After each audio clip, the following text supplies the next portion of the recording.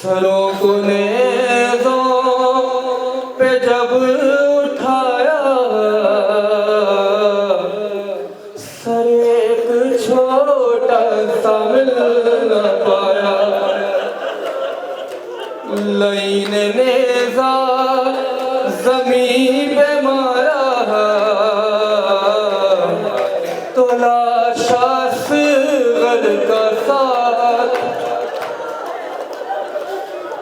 پدر کے زخمی بدن پہ رکھ کر چلایا ننھے گلے پہ خنجر۔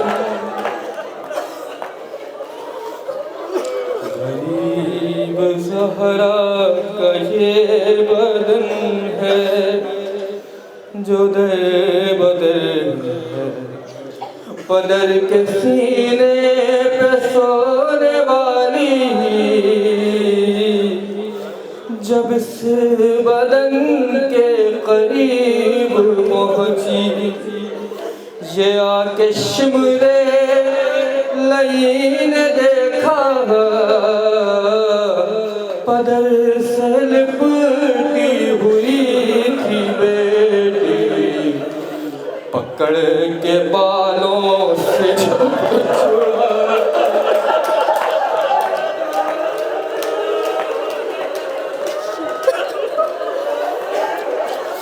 پکڑ کے بالوں سے جب چھڑایا، بدن زمین پر تڑپ رہا،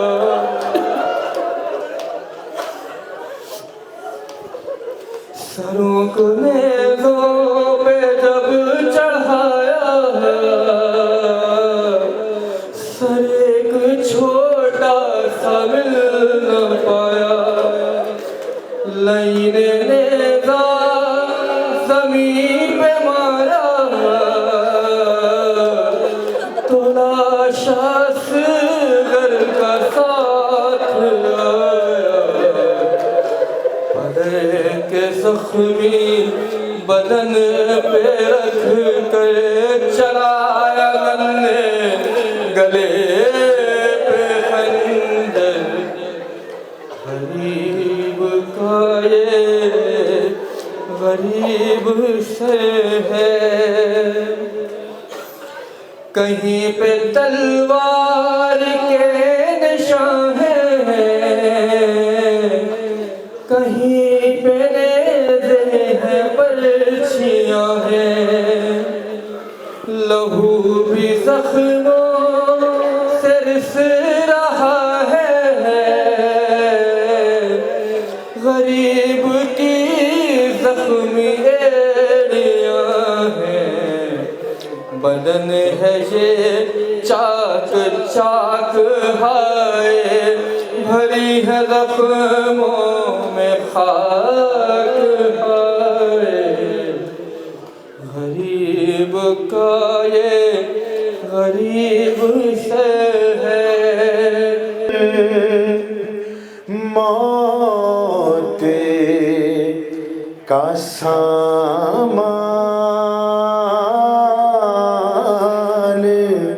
ہوئی، ارے جان لگتا تھا کہ معصوم کی بے جان ہوئی، اور لاش شبیر کی مقتل میں تڑپ جاتی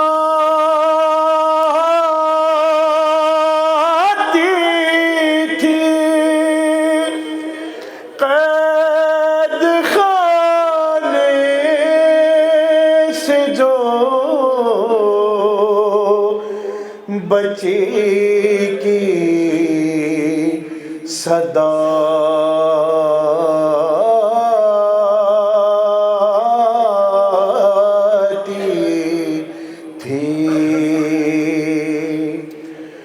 اب مجھے کوئی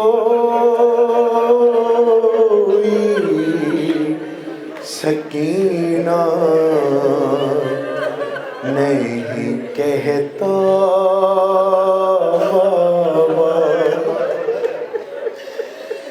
ارے قیدی کہتا ہے کوئی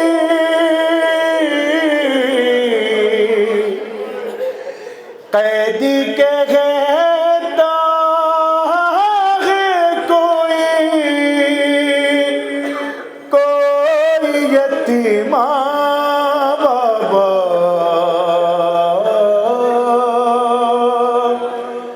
یتیمہ بابا ارے میں بیان کیسے کروں اپنی مصیبت تم سے ارے کیا کروں اپنے تماچوں کی شکایت تم سے سنتی ہوں دادی نے کہا یا غیر تماچا بابا تماچا بابا اور نیل رخ ساروں پبینائی بھی جس کی کم ہو اور عمر ہو 4 برس اور کمر میں خم ہو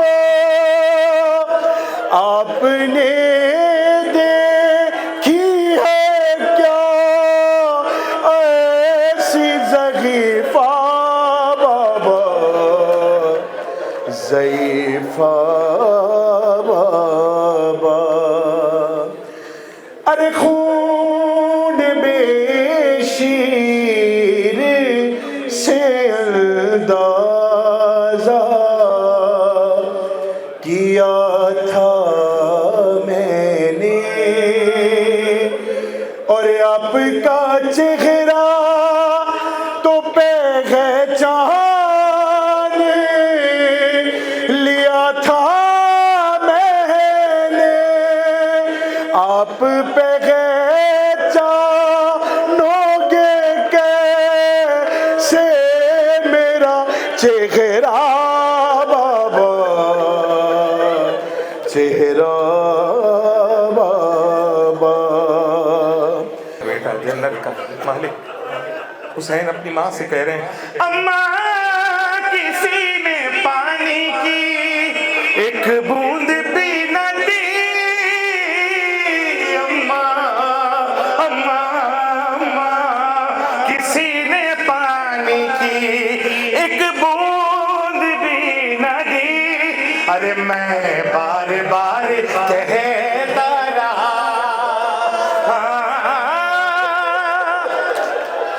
بلند کرو آوازوں میں بار بار کہتا رہا میں حسین ہوں گونجے بوقت عصر صدا میں حسین ہوں کربلا کی زمین پہ میسر ہے رونے کے لیے شب اربعین بھی میسر ہے خدا جس کو زندگی دے گا وقت سال آئے گا اپنے حصے کا گریہ کرو برابر والے کو دیکھ کے مت رونا گونجی بوقت عصر کیا کہتا ہے میرا مولا اس سے زیادہ مظلومیت کا جملہ ہوگا جو میں پڑھنے جا رہا ہوں ارے کاٹو نا میرا خشک گلا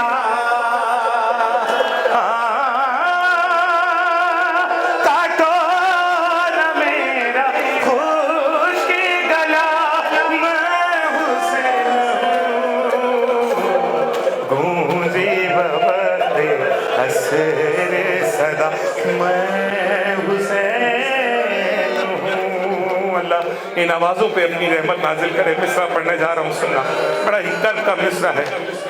ارے سوکھی ہوئی ہے شمر میرے حلق کی رگیں,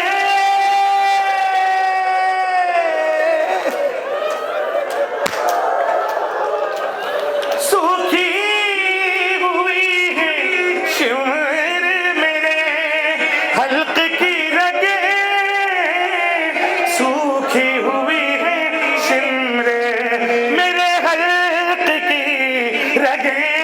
آہستہ آہستہ تو چھری کو جلا,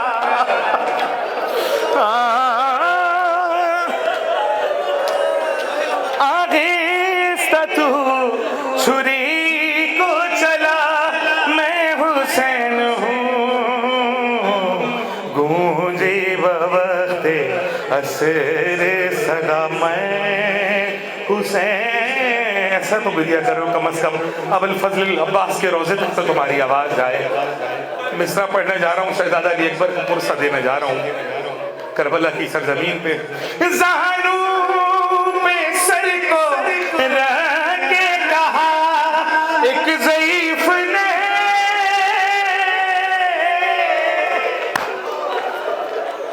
جس کا اپنا نقصان ہوا ہوتا ہے وہی روتا ہے. زانو پہ سر کو رکھ کے کہا ایک ضعیف نے, زانو پہ سر کو رکھ کے کہا ایک ضعیف نے. ارے اکبر کہاں ہے درد بتا,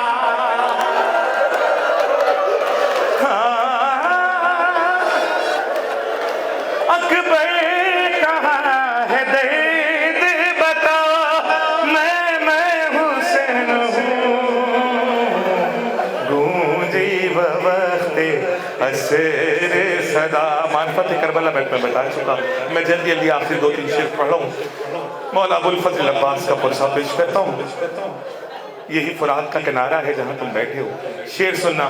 بے بازوؤں کی لاج,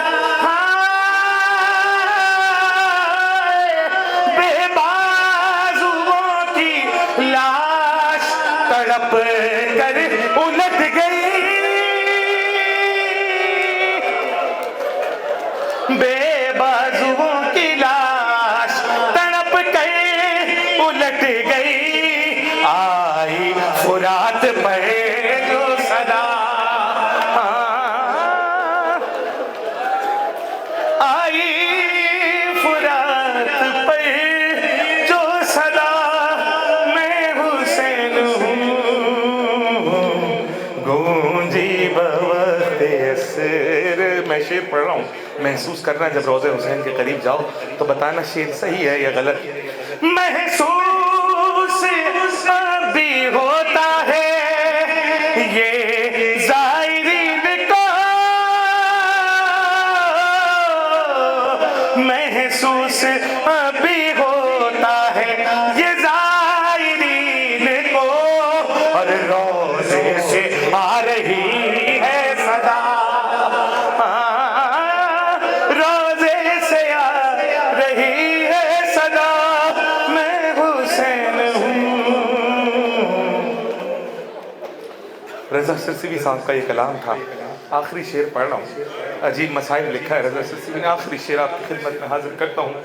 اے شامیوں کفن نہ دیا, کیا مسائل اس سے بڑا ہوگا. اے شامیوں کفن نہ دیا, مجھ کو غم نہیں. اے شامیوں کفن نہ دیا, مجھ کو غم نہیں. ارے دے دو میری بہن کو ردا.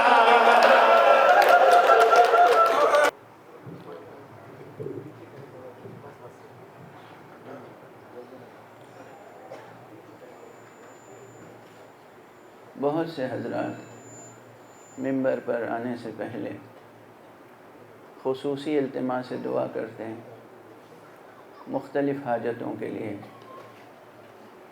میں سب کے لیے دعا کرتا ہوں پورے عرض پر جتنے مومنین و مومنات ہیں سب کے لیے دعا کرتا ہوں اور ہمیشہ دعا کرتا ہوں،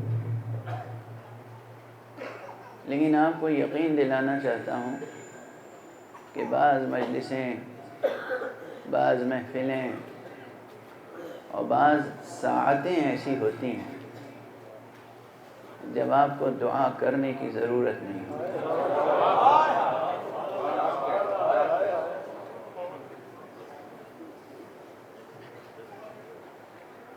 آپ جس کے مہمان ہیں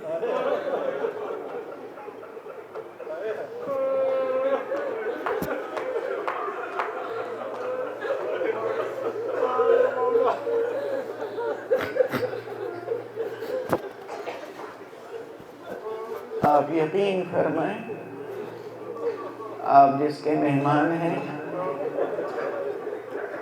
وہ بہت کریم مولا ہے۔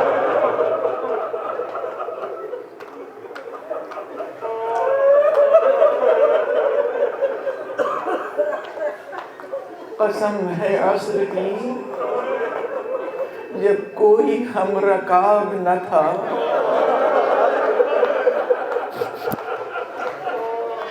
قسم ہے عصر کی جب کوئی ہم رکاب نہ تھا، حسین کو غم انسان تھا اضطراب۔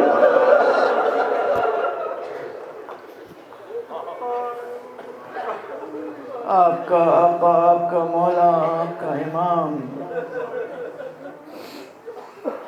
بہت کریم ہے، بہت عظیم ہے، بہت فیاض ہے، وہ رب العالمین کا اور رحمت للعالمین کا نمائندہ ہے۔ اپنی حاجتیں بھول جائیں،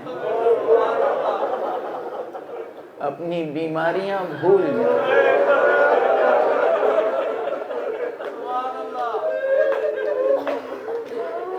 یہ وہ میزبان ہے جو مہمانوں کے ناز اٹھاتا ہے۔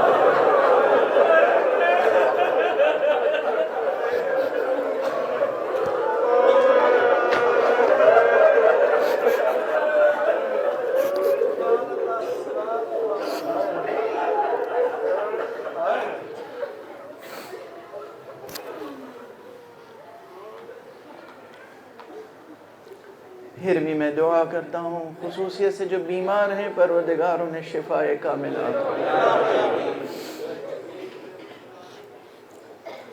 اعوذ باللہ من الشیطان الرجیم، بسم اللہ الرحمن الرحیم، الحمد للہ رب العالمین، والصلاة والسلام على أشرف الخلائق أجمعين، سيدنا وسيد الأولين والآخرين، حبيبنا وحبيب إله العالمين، إمام المرسلين وخاتم النبيين، أبي القاسم المصطفى محمد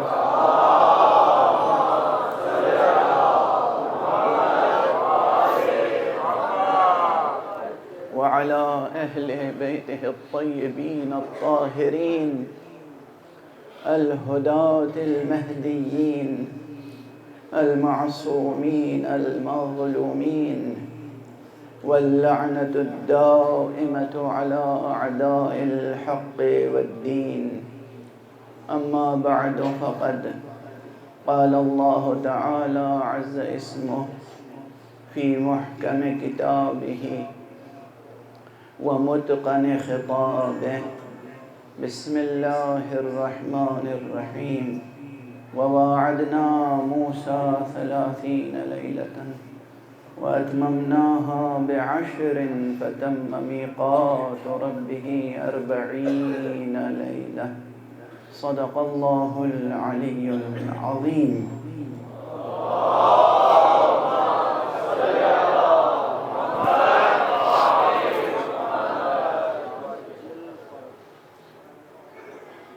یہ سرمدی لمحے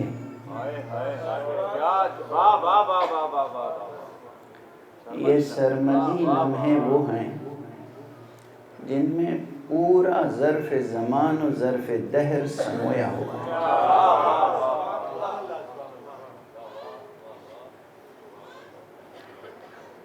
یہ سرمدی لمحے، اچھا سرمدی لمحہ کسے کہتے ہیں؟ یہ تو بے شک ہیں سرمدی لمحے، مگر ہر وہ لمحہ جو سچے جذبے کے ساتھ نظر مولا ہو جائے سرمدی، ہر وہ لمحہ جس میں انسان کا ذہن، اس کا قلب، اس کا وجود حضرت حق سبحانہ و تعالی سے متصل ہو جائے، وہ لمحہ سرمدی لمحہ ہوتا ہے۔ اور ان لمحات کے سرمدی ہونے میں کسی شک کی گنجائش نہیں ہے، اور ہر سرمدی لمحے کی ظرفیت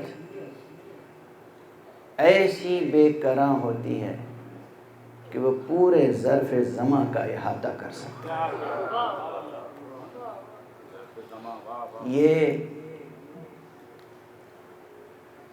وہ حکیمانہ اصل اور اساس ہے، یہ وہ فلسفیانہ بنیاد ہے جو زمان و مکان کی حقیقی اضافیت، اصلی اضافیت کو بیان کرنے کے لیے اور سمجھنے کے لیے ہمیشہ ذہن میں رکھنی چاہیے۔ میں بہت زیادہ بوجھل اور سنگین بحثیں نہیں چھیڑوں گا، لیکن مجھے ہمیشہ یہ یقین رہتا ہے کہ فضائے مجلس میں جس قدر آپ حضرات کی ذہانتیں پروان چڑھتی ہیں، کسی دوسری بزم میں وہ کیفیت حاصل نہیں ہو سکتی۔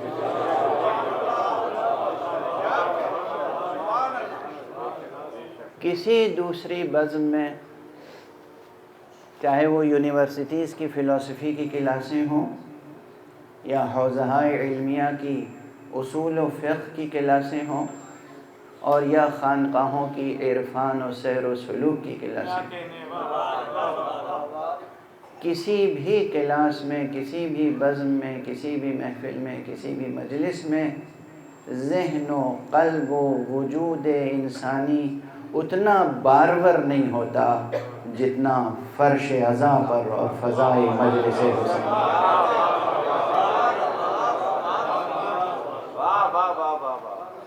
یہ اس فقیر کا تجربہ ہے، بغیر تجربے کی کوئی بات میں ممبر پر عرض نہیں کرتا ہوں۔ بہت مختصر گفتگو کروں گا، اس لیے کہ مجھے معلوم ہے آپ حضرات کو زیارت کرنی ہے، حرم کا طواف کرنا ہے، زریح کا طواف کرنا ہے، اس آستانے کو بوسہ دینا ہے۔ جس آستانے کو بوسہ دینے کے لیے خاص فرشتگان حاملان عرش، فرشتگان مقربین، کروبین سب تڑپتے رہتے ہیں، اللہ سے اذن مانگتے ہیں کہ ہمیں در حسین کو بوسہ دینے کا اذن دے۔ اپنی اپنی قسمتوں پر ناز کریں کہ پروردگار نے یہ شرف عطا فرمایا، یہ موقع عطا فرمایا، یہ فرصت عطا فرمائی، یہ سعادت عطا فرمائی کہ آپ آج کربلا میں تشریف لائے۔ آج آپ آقا حضرت امام حسین علیہ السلام کے مہمان ہیں۔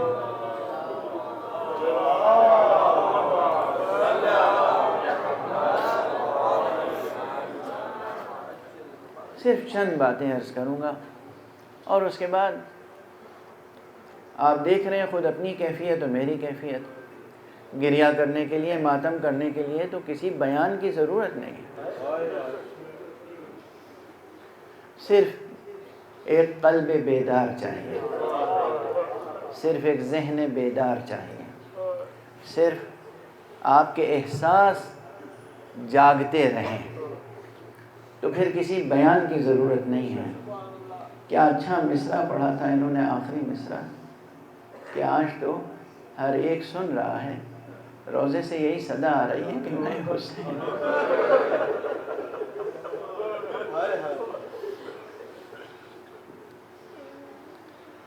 یہاں روزے سے یہ صدا آ رہی ہے کہ میں حسین ہوں، اور مسجد نبوی میں اگر مدینے چلے جائیے تو منبر رسول سے یہ آواز آئے گی، ھذا حسین فاعرفوہ، یہ حسین ہے، اسے پہچان لو۔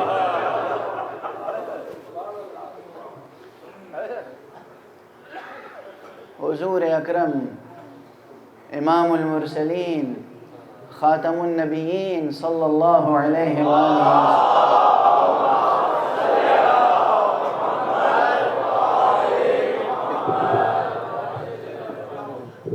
سلوات پڑھے بلکہ محمد وآل محمد کا۔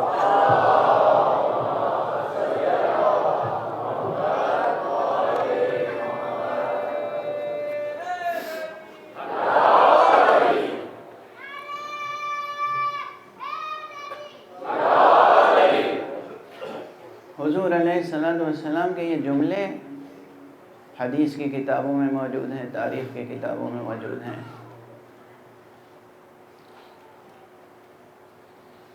ممکن ہے کہ یہاں مختلف مکاتب فکر کے حضرات تشریف فرما ہوں، تو میں ایک بات عرض کر رہا ہوں کہ آج روئے زمین پر نہ بنو امیہ میں سے کسی کی حکومت قائم ہے، نہ کسی کے سر پر کسی یزید کی تلوار لٹک رہی ہے، اور نہ کسی کے سر پر آج علی کی تلوار لٹک رہی ہے۔ ویسے بھی امیر المومنین علی ابن ابی طالب علیہ الصلاۃ والسلام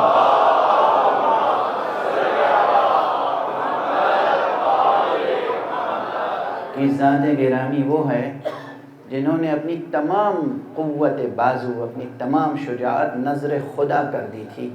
خود کو منوانے کے لیے علی نے کبھی تلوار نہیں اٹھائی۔ مولا امیر المومنین نے جب بھی تلوار اٹھائی، خدا کی خاطر یا رسول کی خاطر۔ جب ان کی ذات کا معاملہ آ گیا تو تلوار نیام میں رکھی۔ یہ ہے علی۔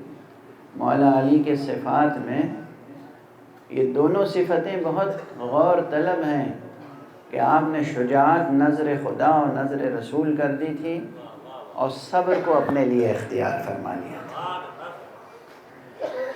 لیکن بطور مثال عرض کر رہا ہوں کہ آج نہ کسی کے سر پہ حیدر کرار کی تلوار ہے بظاہر،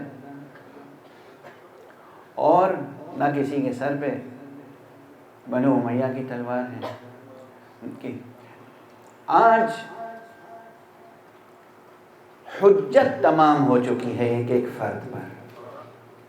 جو بھی حق کا متلاشی ہو، حق کی جستجو رکھتا ہو، کتابیں موجود ہیں، کتب خانے موجود ہیں، اور بے پناہ وسائل کسب علم موجود ہیں۔ علم حاصل کیجئے، مطالعہ کیجئے، تحقیق کیجئے، جستجو کیجئے، اور اپنے ذہن اور ضمیر کو زندہ رکھ کر، اپنے ضمیر کو فروخت کر کے نہیں، اپنے ضمیر کو مار کے نہیں، اپنی ذہانتوں کو قتل کر کے نہیں، اپنے ضمیروں کو زہر دے کے نہیں، بلکہ زندہ ضمیروں کے ساتھ، زندہ ذہانتوں کے ساتھ، بیدار شعور کے ساتھ حق کی جستجو میں خدا کی مدد حاصل کیجئے اور خود مطالعہ کیجئے۔ دیکھیے رسول اللہ صلی اللہ علیہ وسلم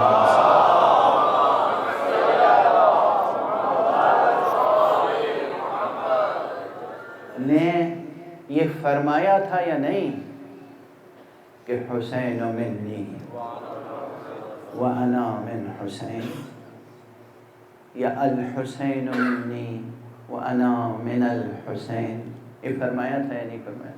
محدثوں سے پوچھیے، تحقیق کیجیے یہ حدیث صحیح ہے یا نہیں، اور اگر حدیث صحیح ہے تو یہ غور کیجیے کہ آخر ہر بچہ اپنے بزرگ کا نتیجہ ہوتا ہے، بیٹا باپ کی یادگار ہوتا ہے، پوتا نواسا نانا دادا کی یادگار ہوتا ہے، لیکن یہ کیا معنی ہے کہ حسین و منی، حسین مجھ سے ہے، وہ انا من حسین، میں حسین سے ہوں۔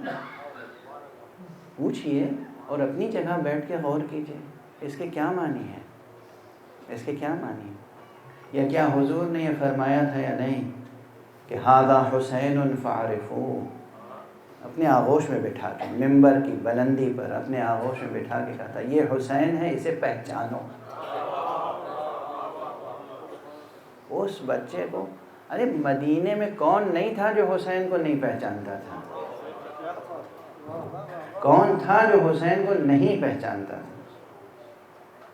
کون تھا جو حسین کو نہیں پہچانتا؟ حضور کا نواسا مسجد میں تشریف لاتے تھے، حضور کے آغوش میں ہوتے تھے، نماز کی حالت میں حضور کے پشت پر ہوتے تھے، اس سب کے باوجود یہ فرمانا، ایک جملہ کہوں اس میں ذرا سا طنز ہے، آپ میں سے کسی کے لیے طنز نہیں ہے، وہ قوم، وہ کفار قریش، وہ مشرکین مکہ اور ان قبائل کے افراد جو نعوذ باللہ 100,000 بار نعوذ باللہ حضور کو خاتم بدہن ابتر ہونے کا طعنہ دیتے تھے کہ یہ بے نسل کے رہ جائیں گے، وہ رسول کے گھر میں پیدا ہونے والے ہر بچے سے خوب آشنا تھے۔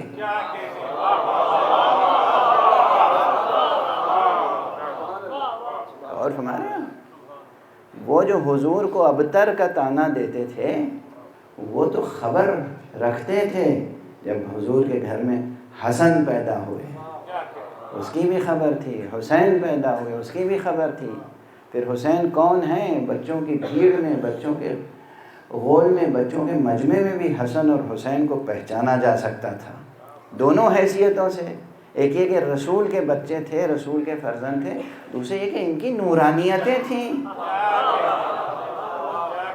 کیا یہ ایسے بچے تھے جو بچوں کی بھیڑ میں گم ہو جائیں؟ کیا یہ ایسے بچے تھے؟ یہ ممکن نہیں تھا، سب پہچانتے تھے، سب پہچانتے تھے یہ حسین ہے، پھر کیوں فرما رہے تھے ھذا حسین فاعرفوہ، یہ حسین ہے اسے پہچانو؟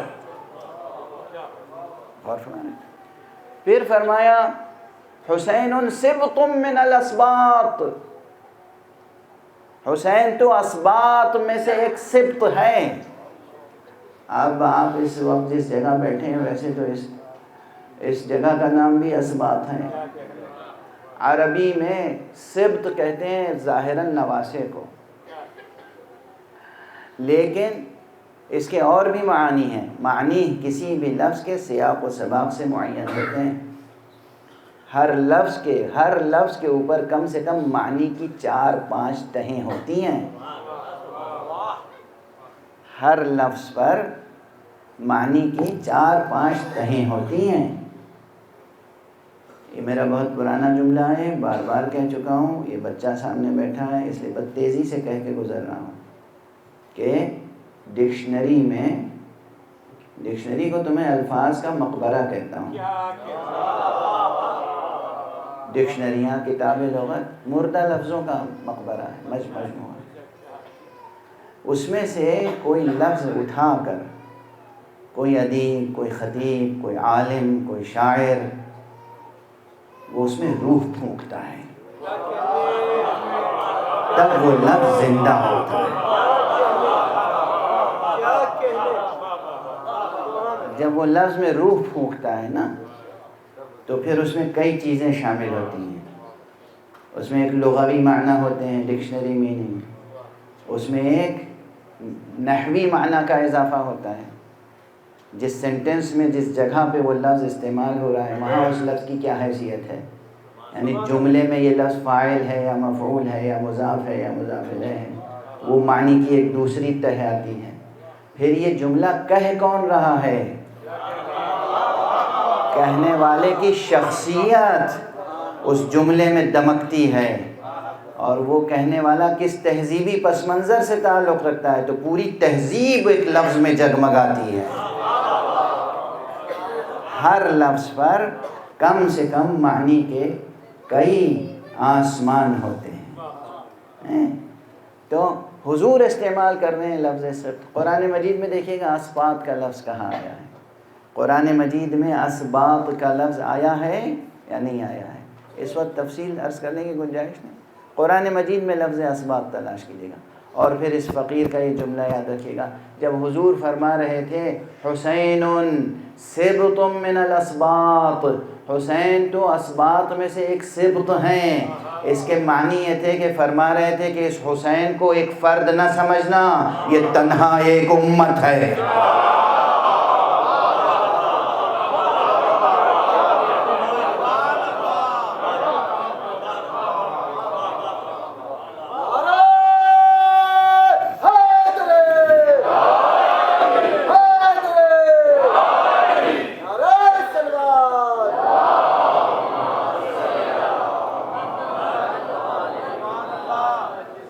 تو آقا حسین کا تعارف اگر حاصل کرنا ہو، حسین کون ہیں جنہیں ہم یاد کرتے ہیں؟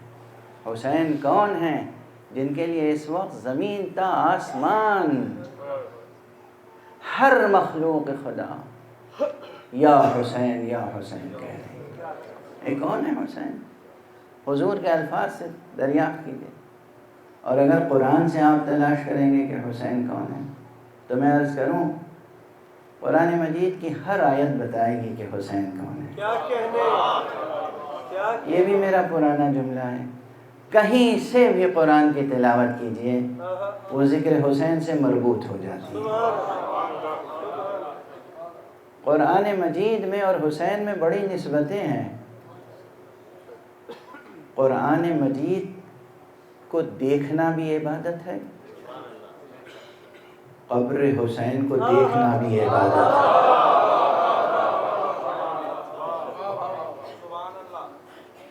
قرآن اور حسین میں کئی نسبتیں ہیں۔ قرآن نے خود اپنی خصوصیت بتائی ہے کہ قرآن شفا ہے اور رحمت ہے تمام مومنین کے لیے۔ حسین کی خاک بھی شفا ہے۔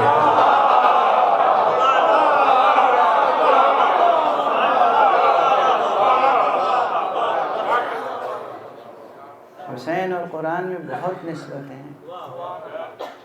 آپ سورہ بقرہ کھولیے گا تو سورہ بقرہ میں جو بقرہ کا قصہ ہے وہ بتائے گا کہ اگر اللہ کے حکم سے کوئی ایک گائے کاٹی جائے اور اس گائے کا ذبح شدہ گائے کا، جس گائے کو ذبح کر دیا گیا جس میں اب جان نہیں ہے، اس گائے کا ایک ٹکڑا لے کر کسی مردہ پر وہ ٹکڑا مارا جائے، کسی مردہ کے جسم پر اسے ایک ضرب لگائی جائے تو وہ مردہ جی اٹھتا ہے، زندہ ہو جاتا ہے۔ یہ سورہ بقرہ بتائے گا کہ اگر کسی کی روح مر چکی ہو، وہ آ کر قبر حسین سے اپنی پیشانی رگڑ لے، اس کی روح زندہ ہو جائے۔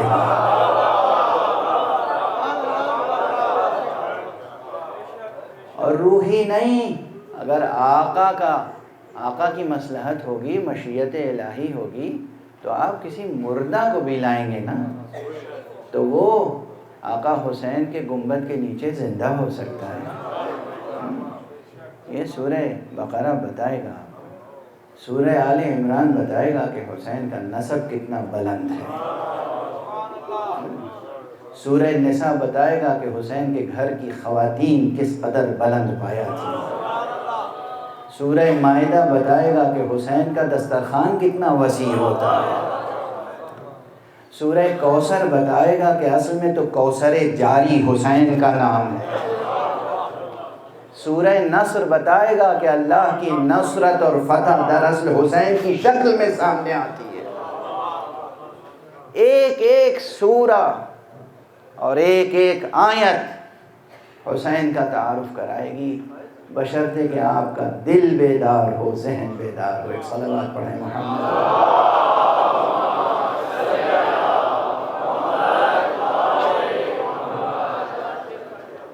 حسین، حسین و قرآن کا رشتہ۔ اس وقت میں نے جس آیت کی تلاوت کی، سورے کے سورے قرآن مجید میں آقا حسین کے قصائد ہیں گویا۔ ان موضوعات پر مختلف مجلسوں میں پہلے اشارہ کر چکا ہوں، تو آج زیادہ دیر تک گفتگو کرنے کا ارادہ نہیں ہے، صرف آپ کے حافظے کو تازہ کرنا ہے اور چند نئی باتیں عرض کرنا ہے، بس چند مختصر سے۔ اس وقت جس آیت کی تلاوت کی وہ صرف ایک کلمے کی رعایت سے، ہم سب یہاں آئے ہیں زیارت اربعین پر۔ جب مجھ سے عزیز القدر ہمارے پروردگار ان کی توفیقات میں اضافہ فرمائے ظفر عباس جعفری صاحب نے وعدہ لیا اس مجلس کا شب اربعین، تو فوراً ذہن میں یہ آیا کہ لفظ اربعین کو قرآن میں دیکھیں کہاں ہیں۔ تو قرآن مجید میں چند مقامات پر آیا ہے یہ کلمہ، جس میں سے ایک یہ مقام ہے، یہ سورہ مبارکہ ہے اعراف میں۔ سورہ اعراف میں یہ آیت ہے، پوری آیت میں نے نہیں پڑھی، آیت کا ابتدائی حصہ ہے کہ وَوَاعَدْنَا مُوسَىٰ 30 لَيْلَةً وَأَتْمَمْنَاهَا بِعَشْرٍ فَتَمَّ مِيقَاتُ رَبِّهِ 40 لَيْلَةً۔ اللہ فرماتا ہے کہ ہم نے حضرت موسیٰ سے وعدہ کیا تھا 30 راتوں کا، حضرت موسیٰ سے 30 راتوں کا وعدہ کیا تھا، پھر ہم نے 10 راتوں کا اضافہ کیا، اور اس طرح 40 راتوں کی میعاد مکمل ہوئی۔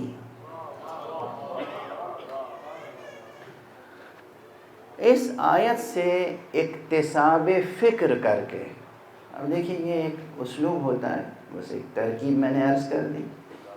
اس آیت سے تفسیر اپنی جگہ ہوتی ہے، ترجمہ اپنی جگہ ہوتا ہے، تعویل اپنی جگہ ہوتی ہے، آیت سے مستنبط ہونے والے احکام اپنی جگہ ہوتے ہیں۔ ایک چیز ہوتی ہے کسی آیت سے، کسی کلام سے اکتساب فکر۔ اس آیت سے اور ان الفاظ سے اور اس عبارت سے اکتساب فکر کر کے جب آپ سوچیں گے تو کئی فکری اور حیوی یعنی زندگی سے متعلق وجودی، حیوی اور فکری عناوین سامنے آئیں گے، جس میں سے ایک عنوان تو یہ یاد رکھیے، یہ قرآن مجید کی دوسری آیتوں کی روشنی میں بھی عرض کر رہا ہوں، اس کائنات ظاہری میں جو کچھ ہے وہ سب معدود، علم الہی میں معدود اور محصور ہے۔ یہ جو کاسموس ہے، یہ جو کائنات ہے، جہاں تک آپ کی دوربین دیکھتی ہے، ٹیلیسکوپ سے آپ دیکھتے ہیں، وہ سب کمپیوٹیبل ہے، ہر چیز معدود اور محصور ہے۔ اور چونکہ معدود و محصور ہے، علم الہی میں چاہے ہم آپ نہ کر سکیں، ہم بشر ہیں، ہم انسان ہیں، ہم عاجز ہو جائیں گے، ہم نہیں گن سکیں گے بہت سی چیزوں کو۔ مثلا کوئی کہے کہ صحرا میں کتنے ذرے ریت کے ہیں ذرا گنیے، تو شاید نہ کوئی انسان گن پائے، نہ کوئی کمپیوٹر گن پائے۔ سمندروں میں کتنے قطرے ہیں پانی کے، ہو سکتا ہے قطرے نہ گن پائیں، یعنی یہ پریکٹیکل نہیں ہے عادتاً، لیکن علم الہی میں وہ سب چیزیں گنی ہوئی ہیں۔ علم الہی میں وہ سب چیزیں معدود ہیں، یعنی گنی ہوئی ہے، اور محصور ہیں، محدود ہیں۔ یہ ایک چیز یاد رکھیے، تو خدا کے مقابلے میں کوئی چیز بے قرار اور نامتناہی نہیں ہے۔ پھر ہم کو بھیجا گیا اسی کائنات میں جہاں ہر چیز کمپیوٹیبل ہے، جہاں ہر چیز گنی ہوئی اور شمار کی ہوئی ہے، محدود و معدود و محصور، وہیں ہمیں بھیجا گیا، اور ہماری یہ سانسیں بھی گنی ہوئی ہیں۔ علم الہی میں پہلے سے ہے کہ یہ جو جا رہا ہے کئے سانس جیے گا، کئے منٹ نہیں، کئے سیکنڈ نہیں، میں کئے سانس کہہ رہا ہوں۔ اچھا، اب جب یہ دونوں باتیں طے ہیں کہ ہماری زندگی بھی معدود و محصور ہے اور یہ کائنات بھی معدود و محصور ہے، تو یہ یاد رکھیے کہ پھر اس کائنات میں زندگی کا، ہستی کا اور ترقی کا اور عروج کا، ہر چیز کا ایک پیمانہ ہے اور ایک نصاب، ایک سلیبس ہے، ایک پیٹرن ہے، ایک کریکولم ہے، ایک پیمانہ ہے ہر چیز کا۔ 40 کا عدد جو اہمیت رکھتا ہے وہ عموماً کسی شے کے درجہ کمال تک پہنچنے کا ضامن ہوتا ہے۔ بڑی بحث ہے جسے سمیٹ کے عرض کرنا ہوں، اس توقع کے ساتھ کہ آج اس مبارک شب میں جو کچھ عرض کر رہا ہوں انشاءاللہ حافظے میں رہے گا اور اس پہ عمل کر سکیں گے ہم سب لوگ۔ 40 کا عدد، اسی لیے جب علماء، عرفاء، بزرگ متقی حضرات تربیت کرتے ہیں کسی کی روحانی تربیت تو اسے 40 دن کا عمل بتاتے ہیں۔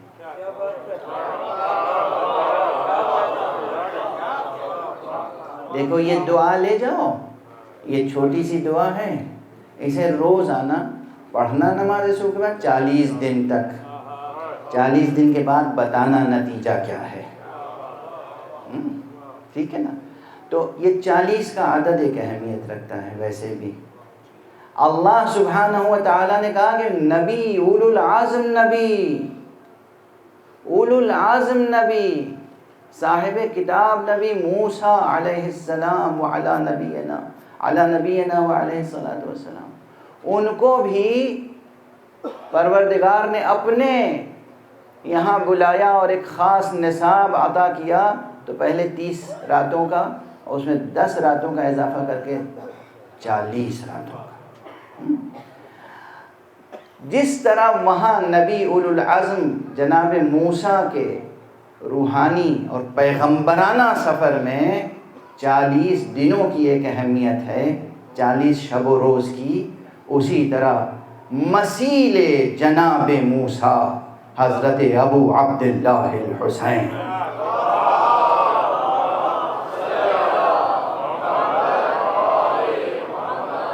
علیہ السلام کی بھی یہ جو سفر ہدایت تھا نا، یہ سفر ہدایت، اس میں بھی 40 کی ایک اہمیت ہے۔ اور اب تیزی سے بہت کبھی شعر کا فائدہ یہ ہوتا ہے کہ تفصیلی بحثیں 2 مصروں میں ادا ہو جاتی ہیں ہمارے۔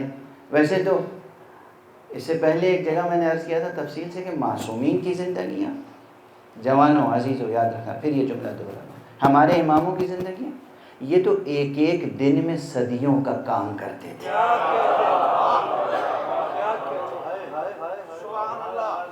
اس بات کو میں نے بڑی تفصیل سے سمجھایا تھا، یہ مبالغہ نہیں ہے، یہ ایگزیجریشن نہیں ہے، یہ میئرلی ایک میٹافوریکل ایکسپریشن نہیں ہے، یہ ایک پوئٹک ایکسپریشن نہیں ہے، صرف یہ سچائی ہے کہ ہمارے امام وہ ہیں ایک دن میں صدیوں کا کام کرتے تھے۔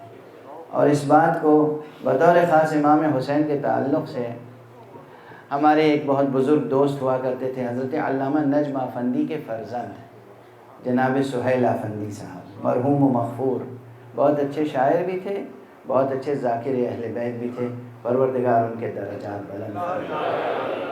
ان کے 2 مصرے بہت سادہ سے ہیں مگر دیکھیے کیسے ہیں، فرما گئے ہیں کہ انسان کے جگانے کو جب بیت گئیں صدیاں، انسان کے جگانے کو جب بیت گئیں صدیاں، شبیر نے فرمایا یہ کام ہے دن بھر کا۔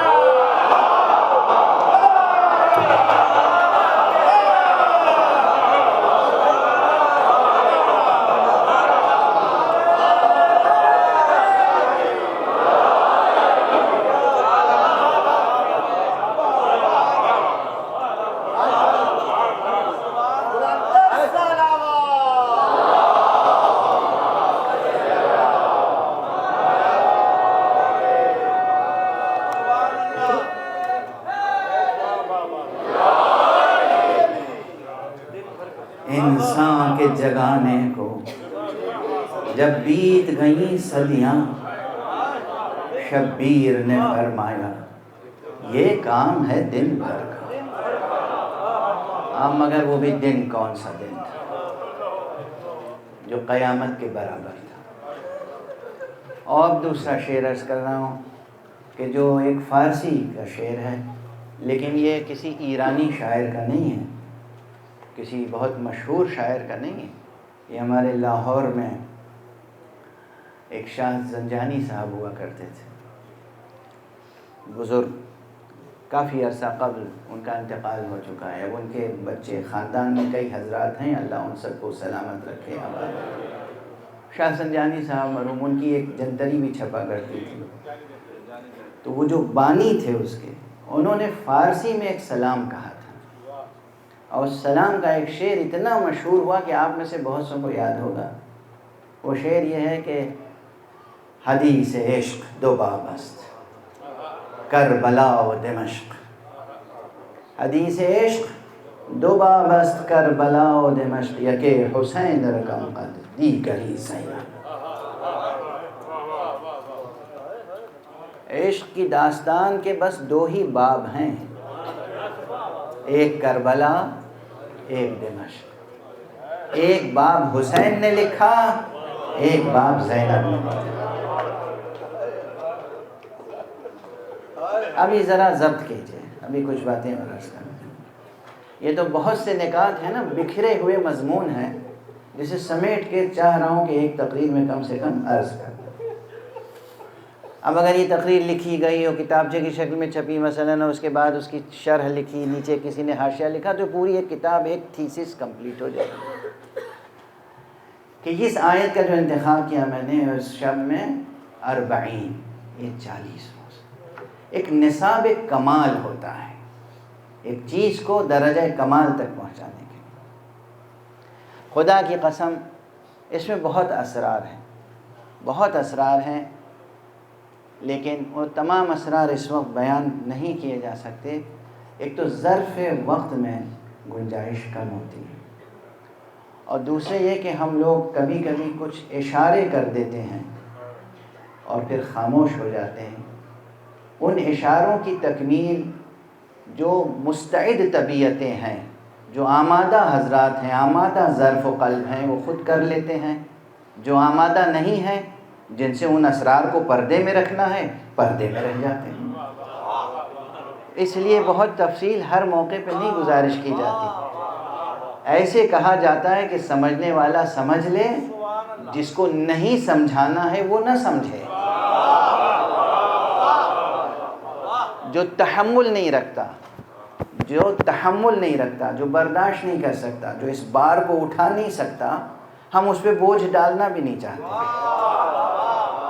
لیکن جو اٹھا سکتے ہیں یہ بوجھ، ان کے لیے اشارے ہیں کہ یہ پہلی محرم سے لے کر اور 40 تک یہ ایک عظیم نصاب عروج زندگی ہے۔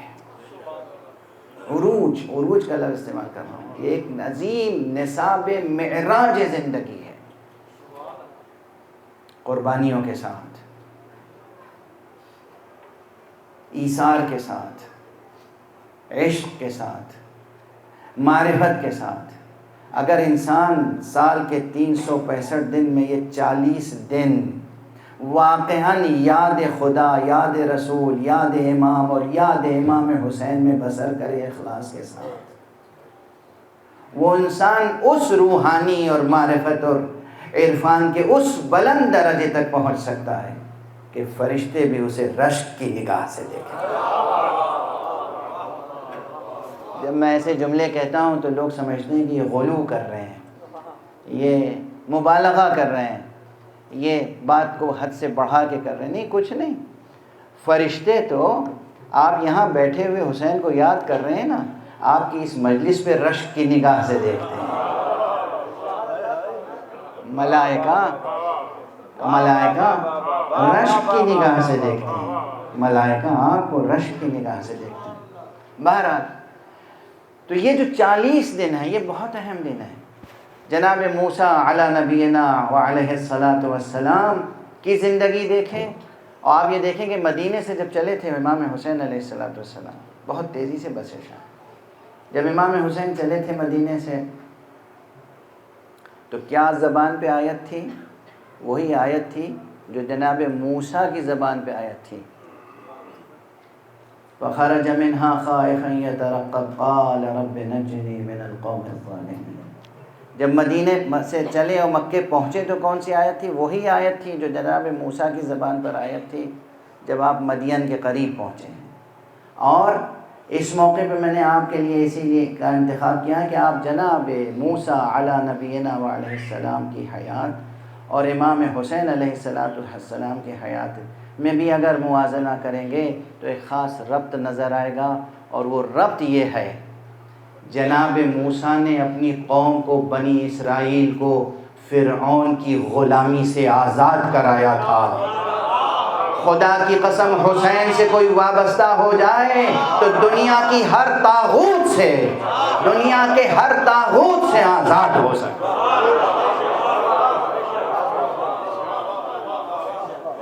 محمد وآل محمد بلند تر صلوات۔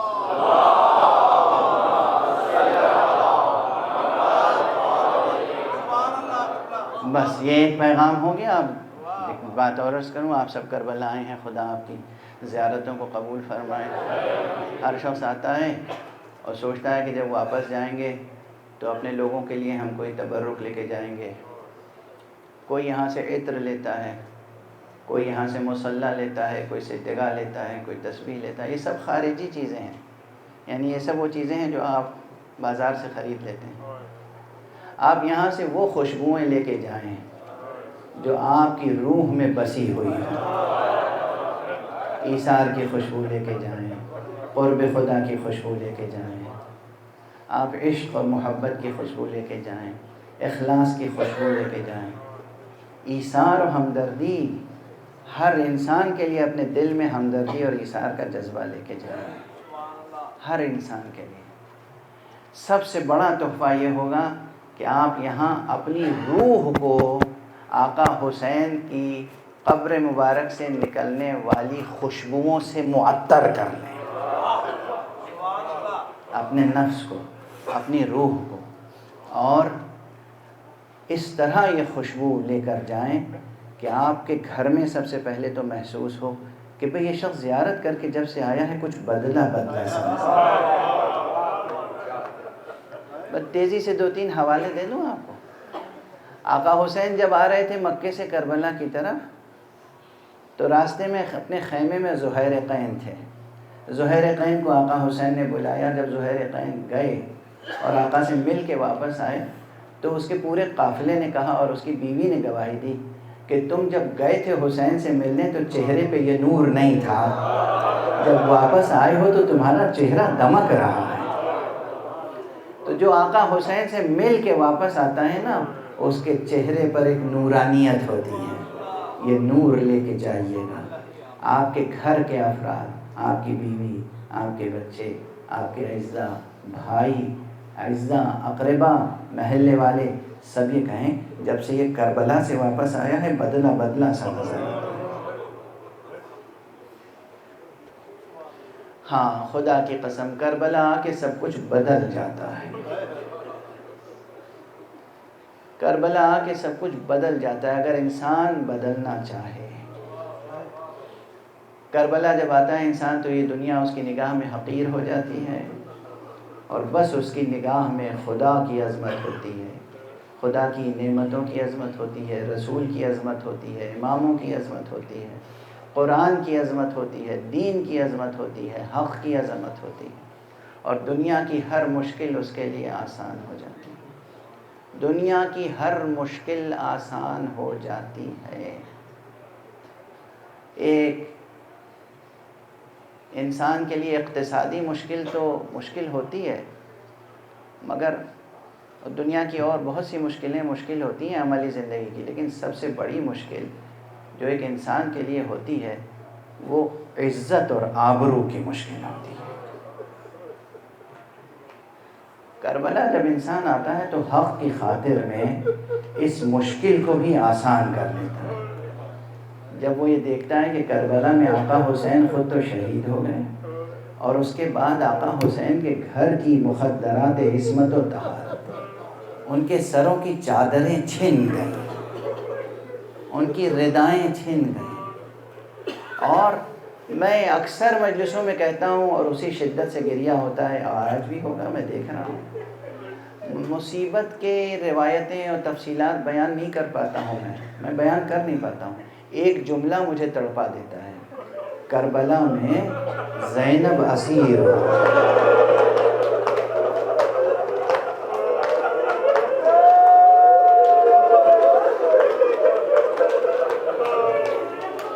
زینب کی ردا لوٹ لی گئی، رسن بستہ زینب ہو کر یہاں سے. کس طرح بیوی گئی ہیں کربلا سے کوفے، وہ کوفہ جہاں بیوی شہزادی کی طرح رہی تھی. آخر امام امیر المومنین کی حکومت تھی، خلافت تھی. بی جناب زینب وہاں مدرسہ چلاتی تھی، بچیوں کی تربیت کرتی تھی. جب وہاں گئی، اسی لیے بی بی زینب نے کہا کہ ہمیں ایسی جگہ رکھو جہاں کوفے کی خواتین ملنے کے لیے نہ ہوں.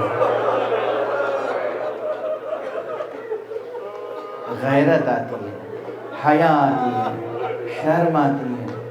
لیکن دونوں شہروں میں ایک فرق ہے. جب جناب بی بی زینب کوفے میں گئی تب تو انہوں نے یہ فرمایا کہ ہمیں ایسی جگہ رکھا جائے جہاں کوئی کوفے کی خاتون ملنے نہ آئے. مگر جب شام پہنچی ہیں تو شام میں آپ نے اعلان فرمایا، کہا یزید سے کہو کہ شام میں جو قریش کی خواتین ہیں وہ آئیں، مجھے پرسا دے میرے بھائی.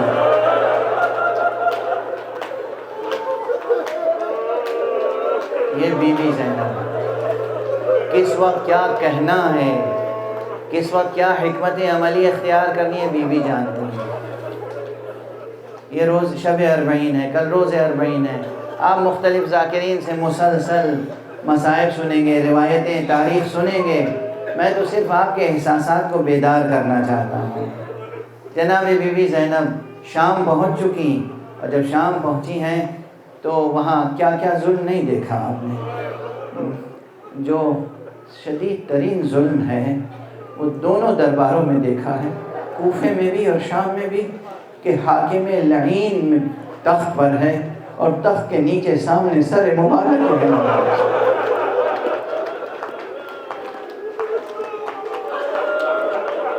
اور وہ حاکم لعین، حاکم شقی، اپنے ہاتھ میں ایک عصا لیے ہوئے، ایک چھڑی لیے ہوئے ہے، جس سے لب و دندانے سرکار سید الشہداء سے گستاخی کر رہا ہے. اور جب گستاخی کرتے ہوئے دیکھا تو وہاں جو اصحاب پیغمبر تھے چیخ اٹھے، او شقی یہ کیا کر رہا ہے؟ میں نے اپنی آنکھوں سے دیکھا ہے رسول ان لب و دندان کو بوسا دیا کر.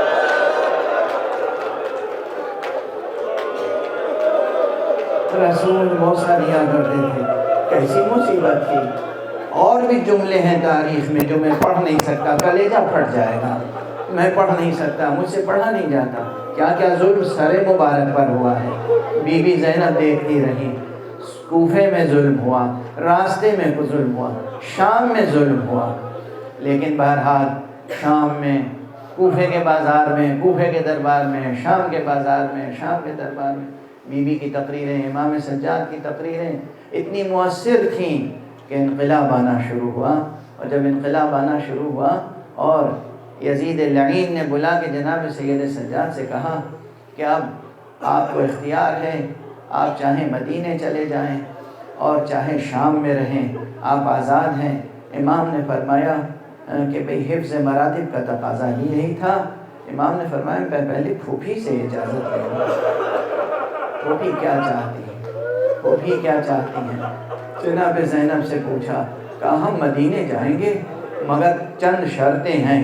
ایک شرط تو یہ ہے ہماری مادر گرامی فاطمہ زہرا کے تبرکات بھی لوٹے گئے ہیں، ہمیں وہ تبرکات واپس دیے جائیں، ہمیں وہ تبرکات واپس دیے جائیں، ہمیں ہمارے بھائی کا سر واپس کیا جائے.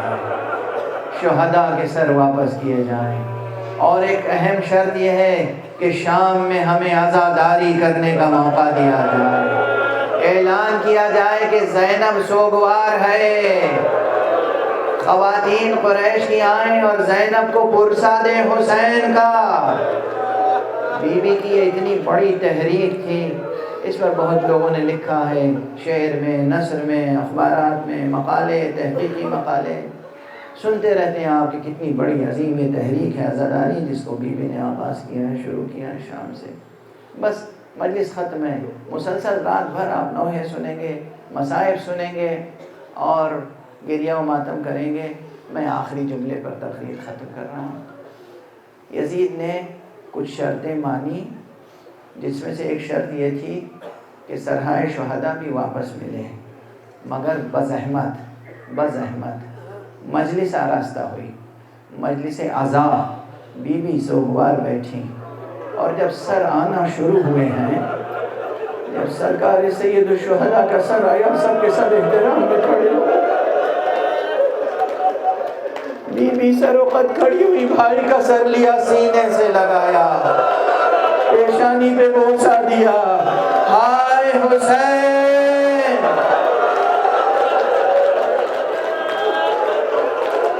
حسین آج تمہاری ماں فاطمہ زہرا ظاہر بظاہر اس دنیا میں موجود نہیں ہے، مگر زینب ہے ماتم کر رہی۔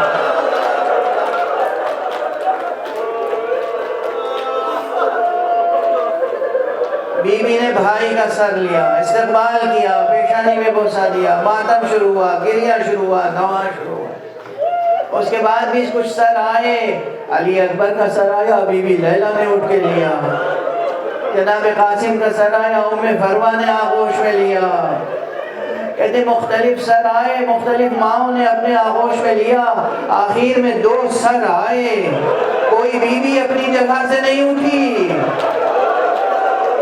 سر لانے والوں نے کہا کیا یہ ایسے ہیں کہ ان کا کوئی وارث نہیں ہے، ان بچوں کی کوئی ماں نہیں ہے؟ ایک مرتبہ بی بی زینب نے اسے دیکھا، خبردار یہ نہ کہنا ان کی ماں نہیں، میں موجود ہوں، یہ میرے جگر کے ٹکڑے ہیں، یہ میرے گود کے پالے ہیں، یہ اولو محمد ہیں، مگر میں انہیں اپنے بھائی حسین پر نچھاور کر چکی ہوں، اب میں ان بچوں پہ گریہ نہیں کروں گی، میں حسین پر گریہ کرنے کے لیے زندہ ہوں، اس لیے کہ آج حسین کی ماں فاطمہ اس دنیا میں گریہ کرنے کے لیے موجود ہے۔ انا للہ و انا الیہ راجعون، رضا بقضائہ و تسلیما لامرہ۔ پروردگار معبود، یہ عزاداروں کا مجمع ہے پالنے والے، انہیں تو نے آنکھیں عطا فرمائی ہیں، تو یہ آنکھیں ہمیشہ غم حسین میں اشبار رہیں۔ پروردگار یہ خواتین تشریف فرمائے، یہ مرد تشریف فرمائے، پروردگار ان کی آغوش میں ہمیشہ اہل ولایت، اہل توحید، اہل عزا تربیت پائیں۔ پروردگار یہ عزاداری کی تحریک روز قیامت تک فروغ پاتی رہے، جس دن بی بی روز محشر محضر الہی میں تشریف لائیں گی اور بی بی فاطمہ کے ہاتھ میں حسین کا خون آلود کھلتا ہو، اور اس وقت فریاد کریں گی پروردگار تا روز محشر یہ ماتم جاری رہے، یہ مجلس جاری رہے، اور ہم سب کو مولا کے غلاموں میں، کنیزوں میں شمار۔ در رہا ہو گئی قید سے، بنتے در رہا ہو گئی قید سے، بنتے در رہا ہو گئی قید سے، بنتے در رہا ہو گئی قید سے،